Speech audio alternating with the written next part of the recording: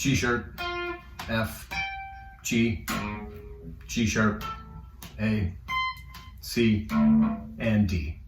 How quickly can you name your notes?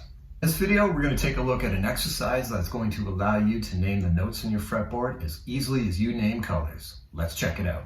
First of all, I've got a 7-string guitar, as you probably noticed. Ignore that fact. Ignore the 7th string. So I'm going to talk to you about this, assuming that you have a 6-string guitar. So the first thing you want to do is pick a single note. Name one. I'm just going to say F.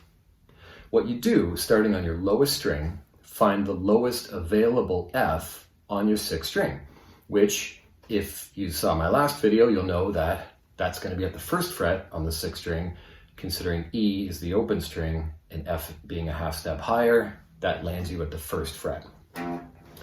Okay, the next idea is to find the next available F on this string. Now, the best way to do this at first is count your way up.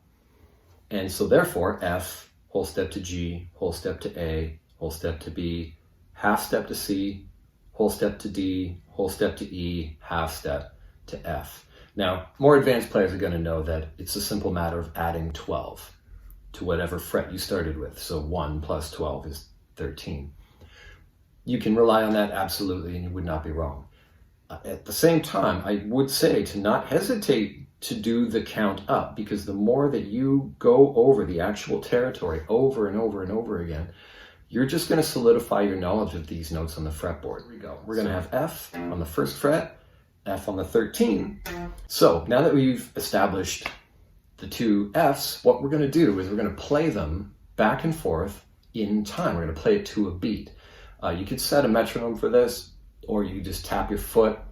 But basically the idea is to go.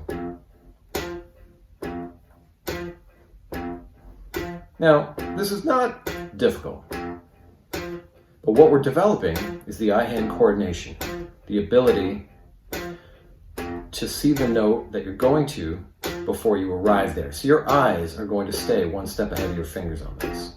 And this won't take you long to get pretty good at. So what you do now is go to the A string, go to the next string down, find your first available F. So on the A string, you're going to have A, B will be a whole step, C will be a half, D is a whole, E is a whole, F is a half step. So you're going to end up at the 8th fret. Now from there, if you want to do some simple math, 8 plus 12 is 20. So there's your 20th fret. Now do the same thing on this string that you did on the 6th string.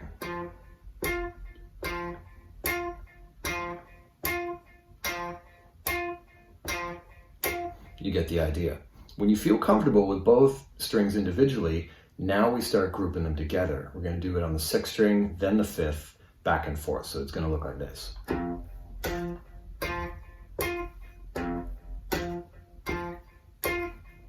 Now, as soon as you start adding strings like this, don't be surprised if you slow back down or make a few mistakes. It is a lot to kind of keep track of at first. From here, you can see what we're going to do next. We're going to add the next string. We're going to find all the available Fs. In this case, on a D string, D, it'll be a whole step to E and a half step to F, landing us at the 3rd fret. You want to add 12 to that, you're going to get 15. There's the 2 Fs on the D string. And once you're comfortable with that, you know what to do. Go back to the 6th string, 5th, 4th. Repeat.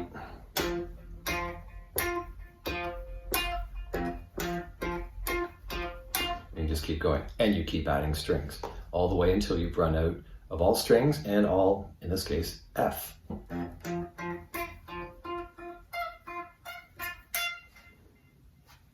Okay, a couple of notes about this method.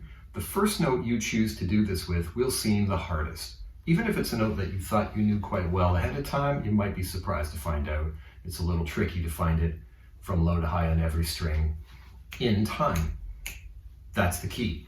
The neat thing about keeping in time while doing this is it really does speed up the eye-hand coordination process. It forces you to find that note quicker. And don't feel bad if you stumble here and there, it's going to happen. The great thing about this method, though, is that once you've cracked that first note, the other notes that happen to be neighbors to it are going to seem easier to find. After spending a bit of time with this exercise, you may start to notice that you're able to name notes as easily and quickly as you name colors. And that's pretty exciting. Again, for spending your time here, check out other videos at Kelly K Guitar, and I'll see you in the next one. Have a good one.